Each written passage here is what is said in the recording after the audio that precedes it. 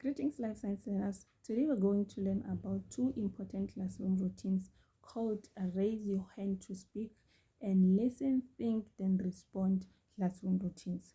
These routines are designed to keep our classroom calm, fair, while providing an opportunity for all learners in the class to share their ideas without interruptions. This is how the first routine works. When you have an answer, a question, or an idea to share, the first thing you do is that you raise your hand quietly. After you're called on, you will share your thoughts. And once you have shared, that's where you can lower your hand and listen respectively to the next learner. This routine is very important because if everyone speaks at once, it becomes noisy and we cannot learn. So by having your hand raised, the intention is to include everyone, to show respect for our classmates and allow quiet learners to have a chance to speak as well. In our life science class, we address various topics such as population ecology. Well, due to the nature of the topic, many of you might think that you know the answer or might feel confident to share the answer, so that you might feel like shouting them or calling them out. This type of shouting creates a noisy and disorganized class, wasting our precious time together. Now let me demonstrate. Let's say I have asked the class to explain one factor that could affect human population. You might know the answer, maybe as birth rate or death rate, and I can see that you want to share your thinking. This is what we do. You don't scream or shout out. Instead, this is a signal. Raise your hand. Keep it quiet and calm. You sit patiently and silently until I notice your hand. I will then call your name like, yes, Winnie, acknowledging that you can speak at that time. At that moment, you will share your answer to my question.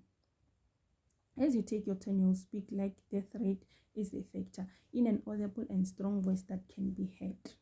So to finish, simply put down your hand like this. So from this day forward, remember that anytime you want to contribute to our life science learners, you must first raise your hand. This is how we keep our classroom calm, fair, and respectful, so we can all learn better together. So now let's move to the second routine, which is listen, think, then respond. This routine works hand in hand with a raise your hand to speak routine. After someone has shared their ideas, everyone else should listen carefully to what was said.